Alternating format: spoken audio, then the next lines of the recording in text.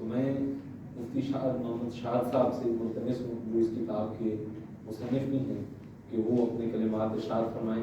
اس کے بعد professor doctor Tahir صاحب منصوری کا خطبہ صدارت ہوگا. مہمان خصوصی بھی پہنچنے والے ہیں، وہ بھی آخر پہ چند کلمات میں انشاءاللہ ارشاد فرمائیں گے. بسم اللہ الرحمن الرحیم. الحمدللہ وکفی وسلام علی عبادہ الذین اصطفی. اما بعد، آج میری زندگی کے ان حسین ترین دنوں میں سے ایک دن ہے جس کا کبھی میں نے کھلی آنکھوں خواب دیکھا تھا. اور اس کی بنیادی وجہ ایک تو یہ کہ اللہ تعالیٰ نے ایک بہت اہم موضوع پر کچھ نہ کچھ لکھنے کی توفیق سے نوازا، اور اس سے بڑھ کر اس لیے بھی کہ آپ جیسے حضرات بڑے اہل علم جن کے سامنے میں ایک حقیر سا طالب علم ہوں، اور میرے اساتذہ کی جگہ پر ہے اکثر آپ میں سے، اور خاص کر محترم ڈاکٹر طاہر منصوری صاحب جیسی شخصیات اس مجلس میں موجود ہے اس حقیر طالب علم کی حوصلہ افزائی کے لیے. تو اس حوالے سے یہ میرے لیے ایک بہت بڑا دن ہے.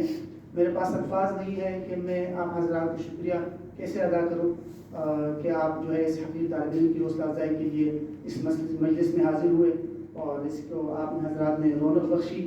اللہ تعالیٰ ہی آپ کو اس کا بہترین جزا عطا فرمائے. کتاب کے حوالے سے صاحب کتاب کچھ کہے تو اچھا نہیں لگتا. امید ہے انشاءاللہ آپ حضرات کے ہاتھ میں آئے گی تو آپ دیکھ لیں گے. اور اس حوالے سے کتاب میں جو کچھ اچھا ہے وہ اللہ کی طرف سے ہے، اور جو کچھ اس میں نقص ہے وہ سب میری طرف سے ہے. یہ ساری جو کچھ اس میں تفصیلات ہے وہ اکابر ہی کی خوش چینی ہے، ورنہ ہم کیا اور ہماری کتاب کیا. البتہ کوشش یہ کی گئی ہے. معاملات یا اسلامک فائنانس آپ سب کے علم میں ہے کہ ایک ایسا موضوع ہے جس کی عصر حاضر میں بہت سخت ضرورت ہے، اور ترقی عجیب اس ترقی نے اور نت نئی ایجادات نے کچھ ایسے عجیب سوالات کھڑے کر دیے خاص کر فائنانس میں کہ ان سوالات کو حل کرنے والے خود سرگرداں ہیں. تو ہمارے قدیم علماء اور بلکہ ہمارے معاصر علماء اس موضوع پر لکھتے آ رہے ہیں. کوشش یہ کی گئی ہے اس کتاب کے اندر کہ اس میں بنیادی طور پر 3 پہلوؤں کا لحاظ رکھا جائے. خاص کر سب سے پہلا پہلو اس میں جو رکھا گیا ہے وہ اضافے کا پہلو ہے. اضافے کا مطلب یہ ہے کہ کچھ ایسی صورتیں آج کل وجود میں آ گئی ہے، کچھ ایسے مسائل جس کا قدیم کتابوں میں تذکرہ نہیں ملتا. ڈراپ شپنگ لے لیں آپ، نیٹ ورک مارکیٹنگ لے لیں، کچھ بھی عجیب صورتیں وجود میں آئی ہے. تو کوشش کی گئی ہے کہ ان کو شامل کیا جائے، ان میں سے اکثر مباحث کو. پھر دوسرا جو بنیادی پہلو ہے اس کا وہ تغیر کا پہلو ہے.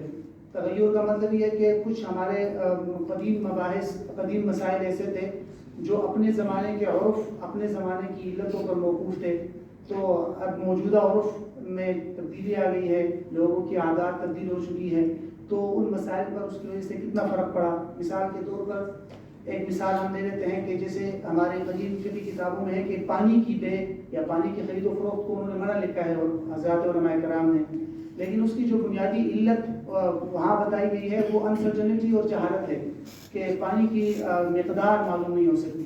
لیکن عصر حاضر میں اب اس کے ایسے میٹر ایسے آلات وجود میں آ گئے کہ وہ علت وہ انسرٹنٹی اور جہالت ختم ہو گئی، تو اس کی وجہ سے حکم پہ فرق آ سکتا ہے. تو اکثر جگہ پر انشاءاللہ آپ کو تغیر کا پہلو بھی ملے گا.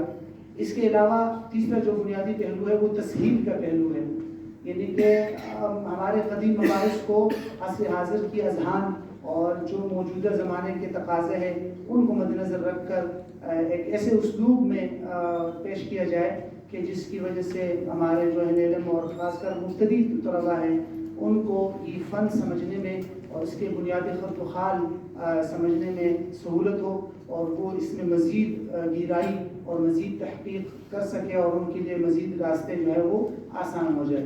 تو یہ کچھ کوششیں اس میں کی گئی ہے، اور ابھی انشاءاللہ قارئین ہی فیصلہ کریں گے کہ کس حد تک یہ اس میں کامیابی ملی ہے. بس اللہ تعالیٰ سے دعا ہے اللہ تعالیٰ اس کو قبول فرمائے، اور میں اس حوالے سے مزید کچھ نہیں کہہ سکتا.